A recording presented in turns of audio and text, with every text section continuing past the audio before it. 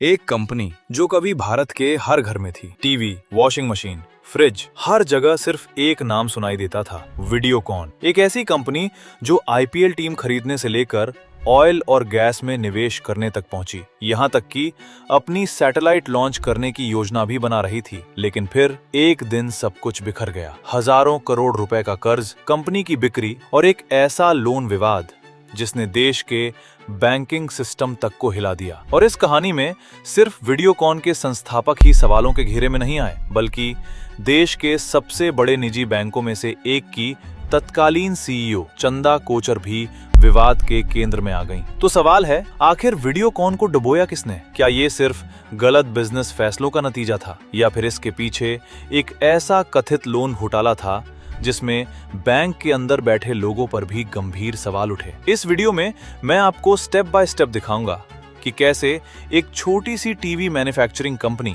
भारत की सबसे बड़ी कंज्यूमर इलेक्ट्रॉनिक्स कंपनियों में से एक बनी, और फिर कैसे कर्ज, गलत फैसलों और कथित लोन अनियमितताओं ने इस साम्राज्य को लगभग खत्म कर दिया। 1980 के दशक का दौर। वेणुगोपाल धूत, औरंगाबाद के एक छोटे से बिजनेसमैन, जापान जाते हैं टोशिबा के साथ पार्टनरशिप के लिए। आइडिया सीधा था, भारत को कलर टीवी देना, और ये आइडिया चल गया। वीडियोकॉन भारत के शुरुआती बड़े ब्रांड्स में शामिल हो गया, जिसने कलर टेलीविजन को भारतीय घरों तक पहुंचाने में बड़ी भूमिका निभाई। लेकिन यहीं पर ज्यादातर लोग वीडियोकॉन की कहानी को गलत समझते हैं। लोग सोचते हैं कि ये बस एक टीवी कंपनी थी जो बाद में फेल हो गई, लेकिन असली कहानी इससे कहीं ज्यादा बड़ी है, और यहीं से असली ट्विस्ट शुरू होता है। धूत सिर्फ टीवी तक नहीं रुके। वीडियोकॉन ने वॉशिंग मशीन, रेफ्रिजरेटर और एयर कंडीशनर जैसे प्रोडक्ट्स के साथ पूरा कंज्यूमर ड्यूरेबल्स एम्पायर खड़ा कर दिया। 1990 के दशक और 2000 के दशक में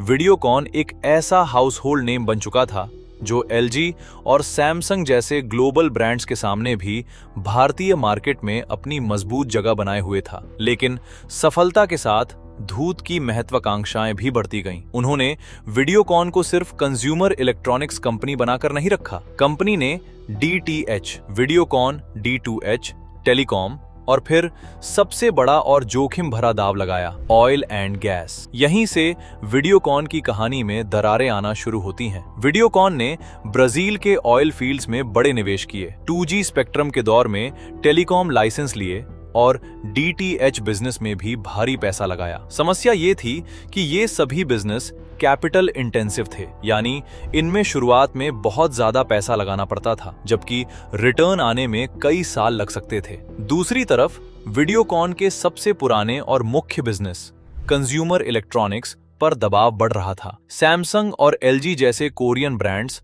भारतीय मार्केट में तेजी से अपनी पकड़ मजबूत कर रहे थे, और वीडियोकॉन का मार्केट शेयर लगातार चुनौती में आ रहा था। अब तक की कहानी नॉर्मल लगती है ना? एक कंपनी तेजी से विस्तार करती है, कुछ गलत बिजनेस बेट्स लेती है और फिर कर्ज में फंस जाती है। भारत में ऐसी कहानी हजारों कंपनियों की रही है, लेकिन वीडियोकॉन का मामला अलग था, क्योंकि इस पूरी कहानी में एक बैंक भी था, एक ऐसा बैंक जो वीडियोकॉन को लगातार मदद कर रहा था, और आगे चलकर यही मदद सबसे बड़े विवाद में बदल गई।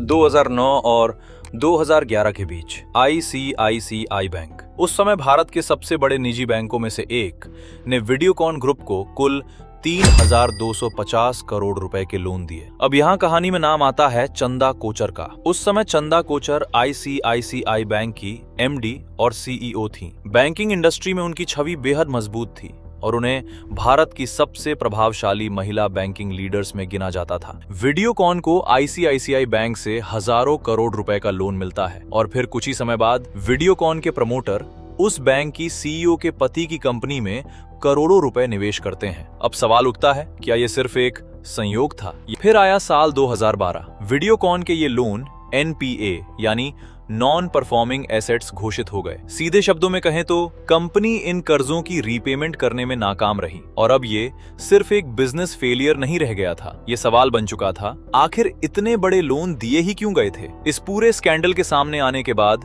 वीडियोकॉन का भविष्य लगभग तय हो चुका था। कंपनी बैंक्रप्सी प्रोसीडिंग्स में चली गई और उस पर 20,000 करोड़ रुपए से ज्यादा का कर्ज बकाया था। धीरे धीरे वीडियोकॉन का साम्राज्य टूटने लगा। उसका डीटीएच बिजनेस डिश टीवी को बेच दिया गया, जबकि टेलीकॉम बिजनेस एयरटेल के पास चला गया। लेकिन कहानी यहीं खत्म नहीं हुई। तो अब वापस आते हैं उस मूल सवाल पर, आखिर वीडियोकॉन को डुबाया किसने? ईमानदारी से कहें तो इसका जवाब किसी एक इंसान का नाम नहीं है। वीडियोकॉन का पतन 3 बड़ी चीजों के कॉम्बिनेशन का नतीजा था। 1, ओवर एक्सपेंशन, जरूरत से ज्यादा विस्तार। Oil, gas, telecom, DTH. Videocon ने एक साथ कई ऐसे सेक्टर्स में कदम रखा जिनमें भारी पूंजी की जरूरत थी और रिटर्न आने में लंबा समय लग सकता था। समस्या ये थी कि इन विस्तारों को संभालने के लिए कंपनी के पास पर्याप्त मजबूत और स्थिर कैश फ्लो नहीं था। 2, कंपटीशन, बढ़ती प्रतिस्पर्धा। एक तरफ वीडियोकॉन नए नए बिजनेस में पैसा लगा रहा था, वहीं दूसरी तरफ सैमसंग और एलजी जैसे ग्लोबल ब्रांड्स उसके कोर कंज्यूमर इलेक्ट्रॉनिक्स बिजनेस में लगातार मजबूत होते जा रहे थे। यानी जिस बिजनेस से वीडियोकॉन खड़ा हुआ था उसी बिजनेस पर उसकी पकड़ कमजोर होती जा रही थी। 3, गवर्नेंस फेलियर। वीडियोकॉन को दिए गए लोन और उनसे जुड़े कथित क्विड प्रो को ने बैंकिंग सिस्टम में फेवरेटिज्म, कॉन्फ्लिक्ट ऑफ इंटरेस्ट और लोन अप्रूवल प्रोसेस पर गंभीर सवाल खड़े किए। अगर एक पहले से कमजोर होती कंपनी को बिना पर्याप्त चेक्स के लगातार बड़ा कर्ज मिलता रहे तो जोखिम सिर्फ कंपनी के लिए नहीं होता, पूरा फाइनेंशियल सिस्टम उस जोखिम का हिस्सा बन जाता है। और शायद यही इस पूरी कहानी का सबसे बड़ा सबक है। कंपनियां सिर्फ गलत बिजनेस फैसलों से नहीं डूबती, कभी कभी प्रोमोटर्स के फैसले, बैंक्स की लेंडिंग, कॉर्पोरेट गवर्नेंस और पूरे सिस्टम की कमजोरियां सब मिलकर एक बड़े एम्पायर को अंदर से खोखला कर देती हैं। और वीडियोकॉन की कहानी इसी का एक बड़ा उदाहरण है। वीडियो पसंद आई हो तो लाइक जरूर करें, सब्सक्राइब करें और बेल आइकन दबाना ना भूलें, क्योंकि अगली वीडियो में आ रही है भारत की एक और सबसे बड़ी कॉर्पोरेट कोलैप्स स्टोरी। मिलते हैं अगली वीडियो में।